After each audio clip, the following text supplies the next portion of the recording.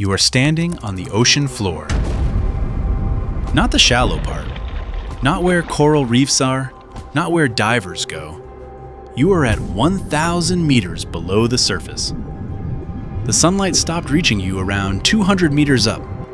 Down here, it is completely dark, completely silent, and the water pressure is about 100 times what it is above ground. That means every square centimeter of your body is being pushed in from all sides with a force that would collapse your lungs before you even noticed anything was wrong.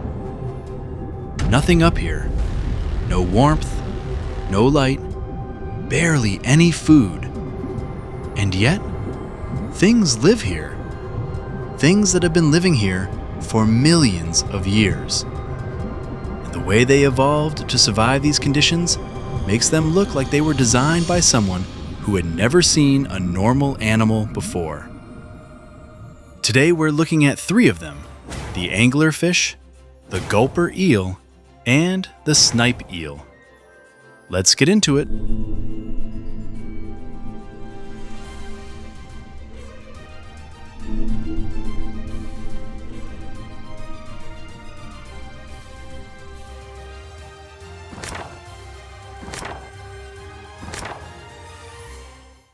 The anglerfish lives between 200 and 2,000 meters underwater, deep in the zone where sunlight is completely gone. The first thing you notice about it is the light.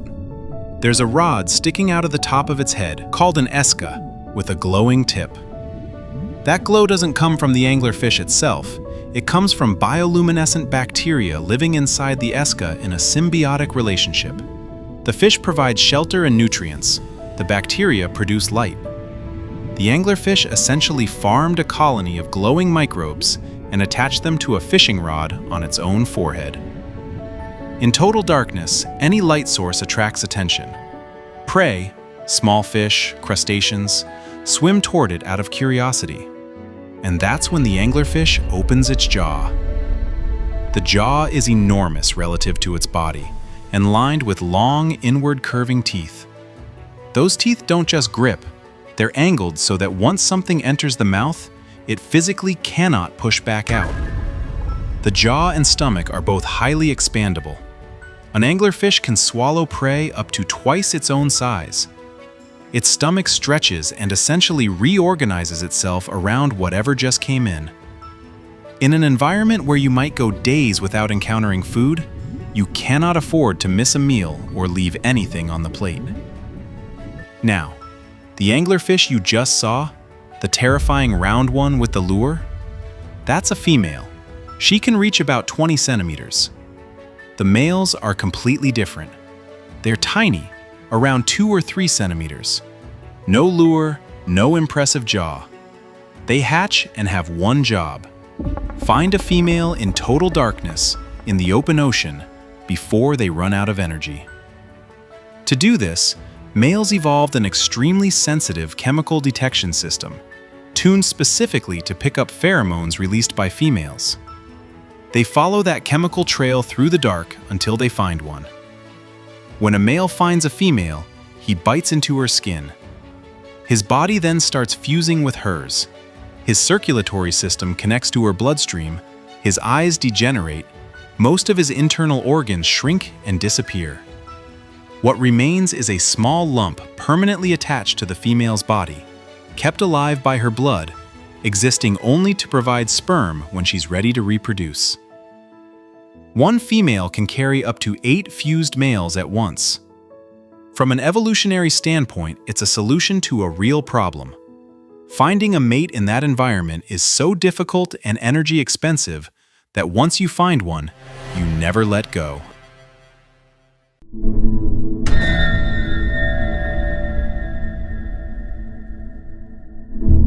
The gulper eel lives between 500 and 3,000 meters deep, and the first thing you notice about it is that it is mostly mouth. Its jaw can open to roughly 180 degrees, essentially flap. When fully open, it creates a bag-like cavity the gulper eel uses to engulf prey larger than its own body width in a single motion. The rest of its body is a long, thin, whip-like tail, sometimes as long as the jaw section itself. It looks like someone attached a garbage bag to a piece of rope and told it to hunt. At the tip of that tail is a bioluminescent organ, a glowing pink or red light that can flash on and off. This is believed to attract prey toward the tail end, drawing them close, while the front of the animal is already an open trap waiting. The teeth are small but sharp and backward pointing, designed to grip and prevent escape rather than to cut. Once something enters that jaw, the teeth angle inward and hold it there. Here's a fact that puts the jaw into perspective. The gulper eel's mouth is so disproportionately large compared to the rest of its body that scientists initially weren't sure whether it was the jaw that evolved to be enormous or the body that evolved to shrink away from it. The answer seems to be both.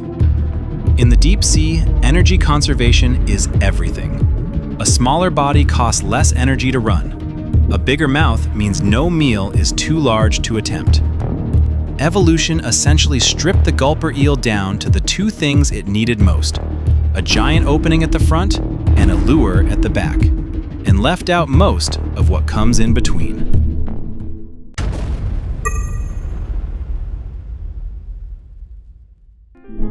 The snipe eel lives at depths between 300 and 600 meters, though some have been found as deep as 4,500 meters.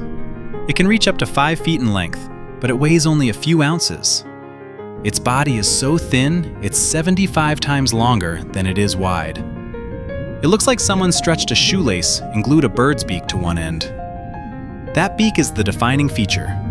The upper and lower jaws are long and curve away from each other at the tips, which means they never fully close. The snipe eel's mouth is permanently open. It swims through the water with that beak agape, sweeping its head slowly side to side.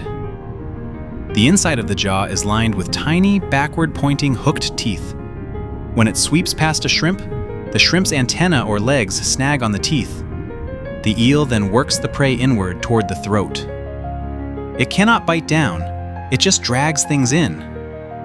Here's the structural fact that stands out. The snipe eel has more vertebrae in its spine than any other animal on Earth. Around 750 on average. For a fish that weighs a few ounces, that's an extraordinary number. Its skeleton is essentially a very long, very fine chain running the full length of its ribbon-thin body. Now here's where it gets strange. When a male snipe eel reaches sexual maturity, its jaw starts to shrink. Its teeth fall out. By the time it's a fully mature adult male, it no longer has the beak it was born with, just a short, blunt snout. It can no longer hunt. It can no longer eat. At that point, the male exists for one purpose. It reproduces, releasing sperm into the water column, and then it dies. It mates once, and that's it. The entire jaw transformation is the body signaling that the feeding phase of its life is over, and the reproductive phase has begun, with no energy left for anything else. The female keeps her full beak her entire life. She keeps hunting. She keeps swimming. The male just dissolves into his final function. 3 animals, all of them living in an environment most people never think about. All of them shaped by the same basic pressure: darkness, cold, almost no food. And all of them arriving at completely different solutions. A glowing rod on the forehead, a jaw the size of the whole body, a beak that never closes and eventually falls off. The deep sea is the largest habitat on Earth by volume. We've explored a fraction of it. Whatever is down there in the parts we haven't reached yet, it had millions of years to figure out the same problems in new ways.